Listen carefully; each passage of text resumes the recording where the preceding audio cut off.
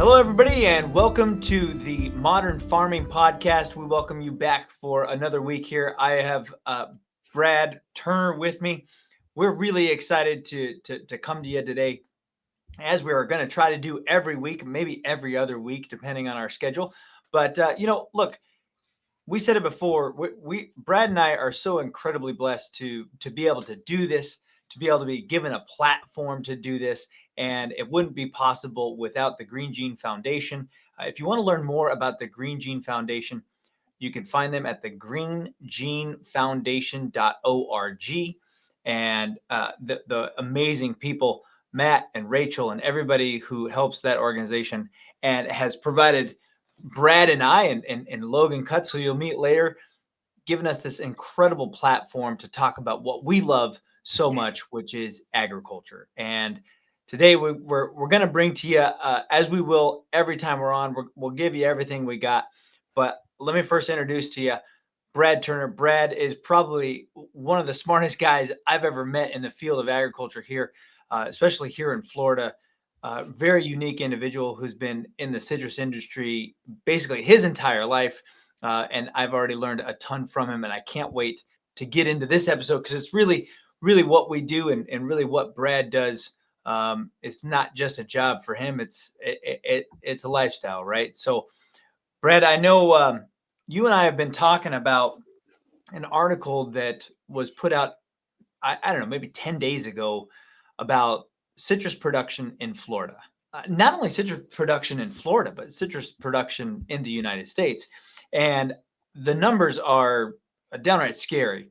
And we'll dig into the reasons why. But it looks like this year specifically might be a record low for Florida, and certainly maybe historically a record low for Florida, and certainly a record low for the United States as a whole. And a couple of these articles, you can find it on Bloomberg. You can find it on basically, if you go to Google and you search in citrus production in Florida, and you hit the little news button, you're going to get 50 of these articles, right? And all of them pretty much are kind of pointing to the same thing, Brad, which is easy to point to, right? Is weather. And the hurricanes that Florida experienced last year and several years ago have done a significant damage. There's no doubt. However, I think there's a little bit more going on than just hurricanes. I think the easy button in agriculture is weather. When we have really bad weather events, whether it's really hot, really dry, really cold, too much snow, not enough snow, too much rain. All of us in the ag industry, we live and die by the weatherman's report. But really, there's a lot more going on to citrus, specifically here in Florida, than just hurricanes. So we're going to dig into a little bit of that. But Brad, just real quick to get your 30,000 foot view on these articles we've been talking about. Yeah, Nick. Yes, I mean, citrus has been in a decline for the past 15 years, and a lot of people have heard of this latest disease, the citrus greening. It's a bacterium, and it's been a tough one. I mean, we've had diseases and pests for years, and we've battled, but this one's been really hard to overcome. And we've gone from 250 million, a quarter of a billion 90-pound boxes of citrus 15, 20 years ago, 250 million down to 12 to 15 million this year, but it's been a steady decrease. I mean, last year was only 18 million. The year before that, it was 25. So you start comparing those numbers to 15 years ago, it's pretty substantial. And so I don't want to downplay the hurricanes. I mean, I've been out in the field, and I have friends, citrus growers, and I've seen some crazy devastation, uprooted trees, lots of fruit on the ground. But the real problem is the pest and disease issue. That is what is causing the major reduction in fruit quality and quantity in Florida. Yeah, and those numbers are incredible. So what was it? 10 years ago, a decade ago, we were at 250 million. Closer to 15 to 20, but we held in that over 200,000 90-pound boxes of citrus. And now the market was depressed at the time. I was heavy in the business at that time, and we weren't really making money, even though we had production, because it was really too much. And a lot came in from Brazil, Mexico, But yeah, it's been a pretty substantial decrease over the past 15 years. Yeah, and I can't say enough. I mean, excuse me, I can't say enough about how big of a drop that is. I mean, so to put that in perspective, I mean, the U.S.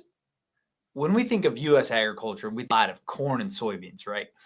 And corn and soybean yields have been on a steady increase year over year, right? There's some states and some years that fall back. Their yields will be depressed for some reason, or a region of a state, their yields will be depressed for some reason.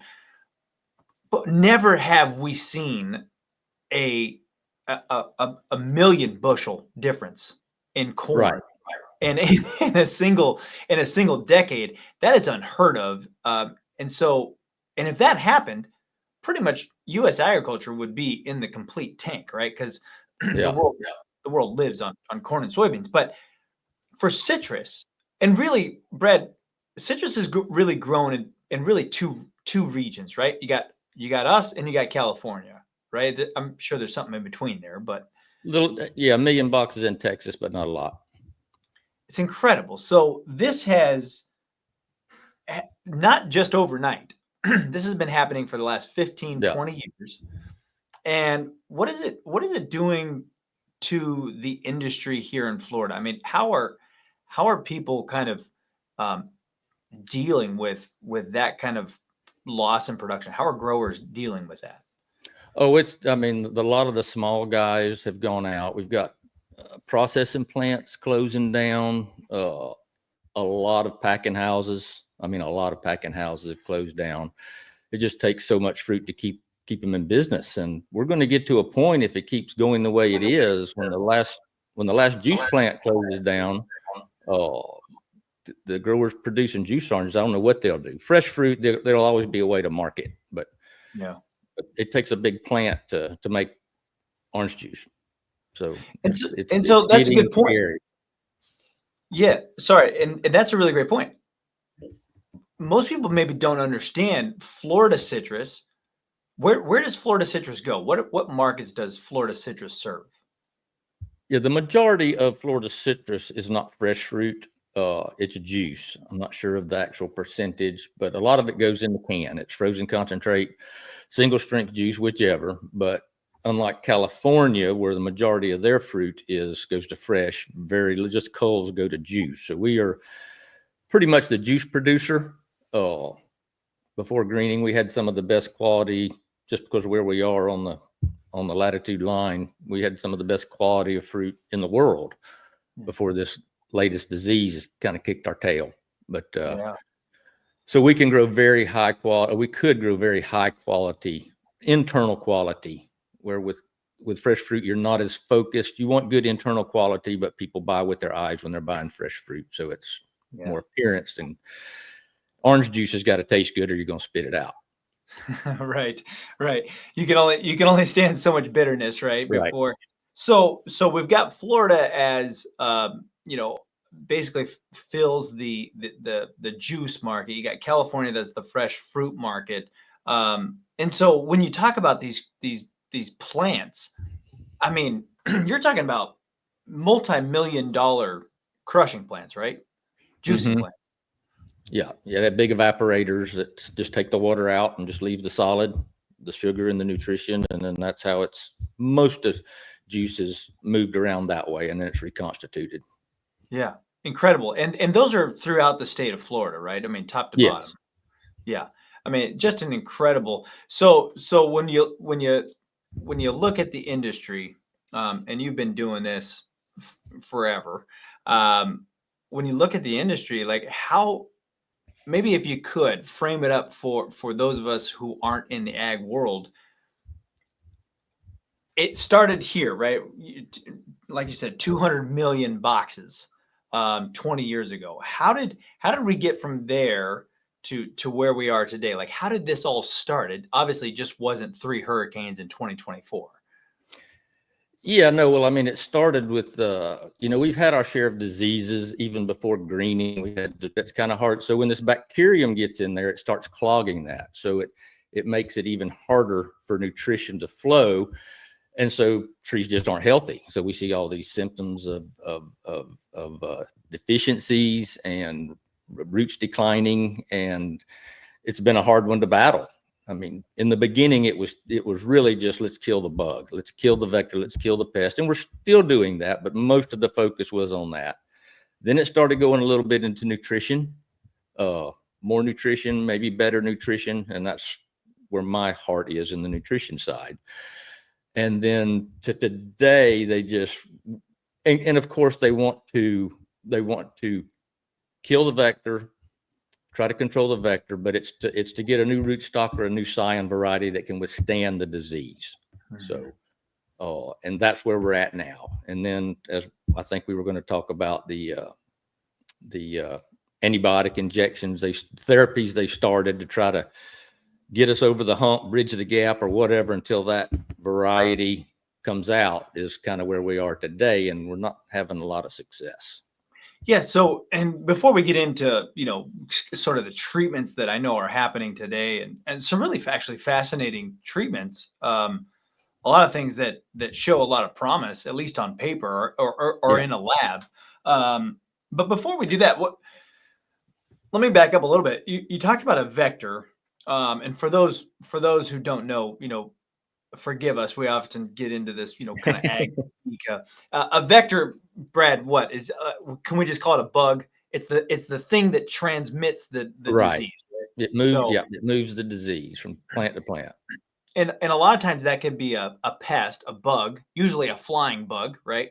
Mm-hmm. But they don't always just fly in, right?